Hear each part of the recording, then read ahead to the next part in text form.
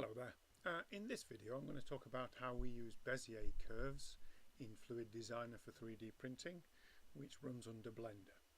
So I'm assuming you've installed FluidDesigner on Blender 2.79 or above, and when you open it up you should have a screen that looks something like this.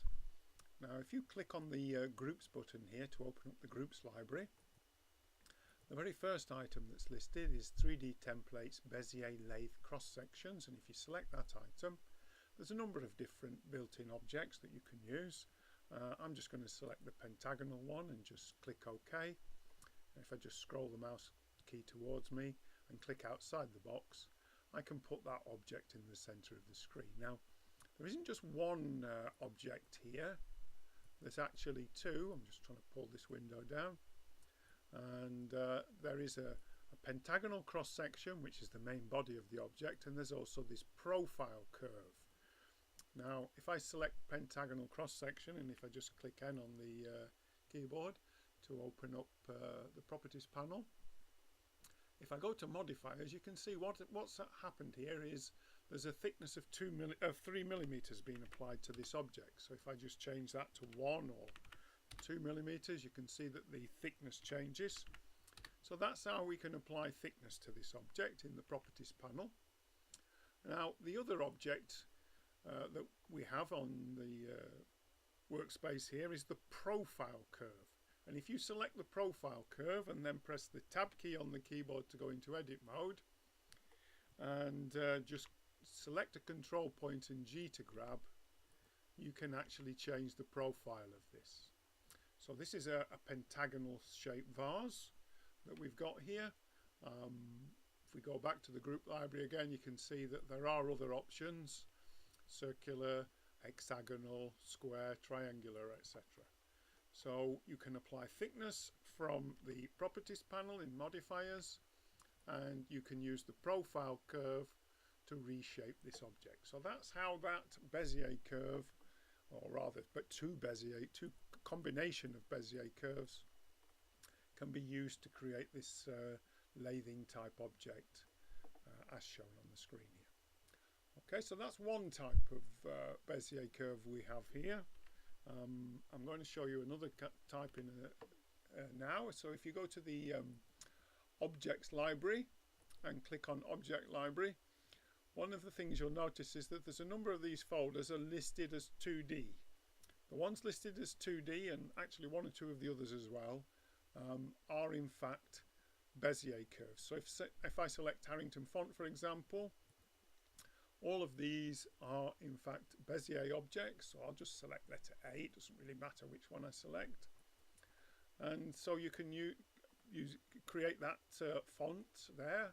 And we know it's a Bezier curve. If we go into edit mode by pressing the tab key, it's a Bezier curve because there are three points here. There's the control point, and then there's the control points for the two handles. So if you select a point, that's the point on the handle. You can adjust the handle.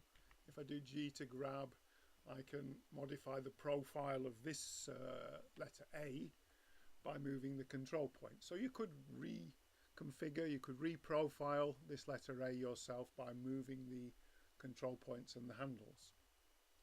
Now by default, all of our objects, if you go into the properties window here, they've all got either an extrude of 1 millimeter or 0.9 millimeters. So extrude of 1 millimeter and 0 millimeters bevel depth, or extrude of 0.9 millimeters with a 0.1 millimeter bevel depth. And what the bevel depth is just, if you zoom in, it's the little edge here that you can see that's been created. So that extrude of 0.9 and bevel depth of 0.1 adds up to a total thickness in the Z direction of 2 millimeters, and you can see that in the properties panel here. If you look in the Z, it's 2 millimeters deep, because the 1 millimeter extrude and bevel depth is 1 millimeter above the grid and 1 millimeter below. So that's a Harrington font letter A as a Bezier curve. Now in using Nurbs Curves, if we have more than one object, so here if I just go to Tools, Objects and duplicate it, when you're working with Nurbs Curves, the beauty about them is you can just join two objects together. So if I hold down the Shift key and select the two objects and go to Tools, Object, Tools and Join, with Nurbs Curves, things work really beautifully. With Bezier curves, you get this mess here.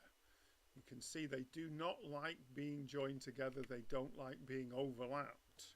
So that is not the way to work with Bezier curves. So if I just do Control Z and undo that and delete that object, what you've got to do if you want to join Bezier objects like this together is, first of all, it's a good idea to convert it into a mesh.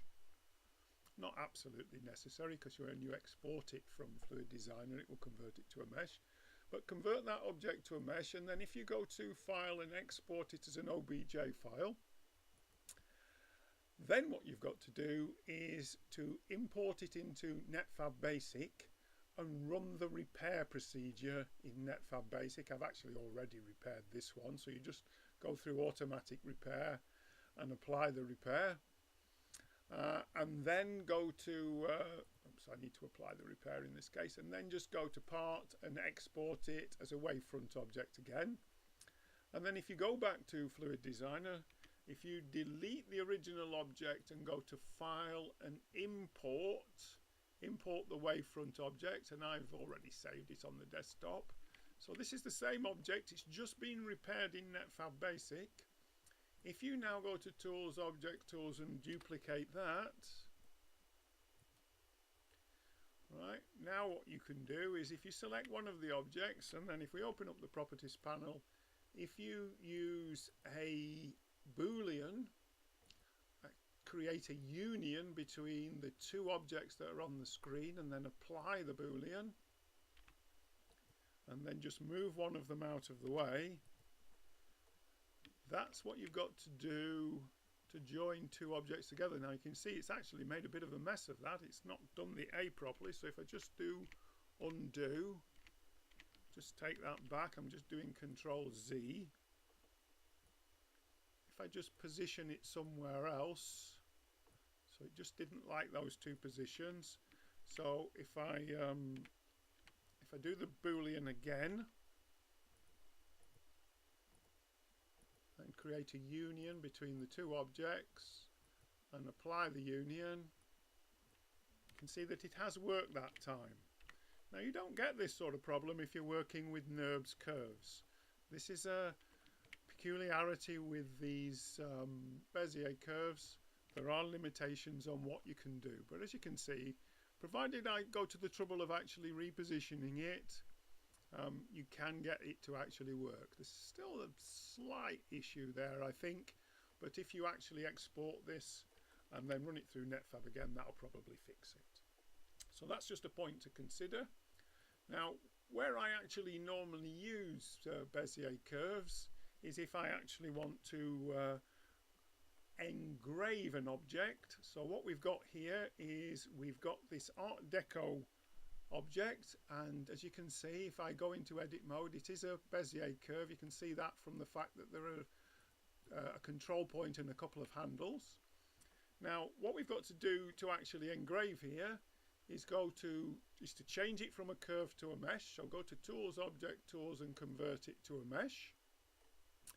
If I then click on the disk itself and open up my Properties panel and go to the Boolean modifier again, and this time I want the difference between the disk, which is what I've got highlighted, and the Art Deco pattern, and when I apply that and select the original pattern and move it out of the way, you can see that I've created an indent, an engraving into the original disk. This is the original disk and I've engraved in it.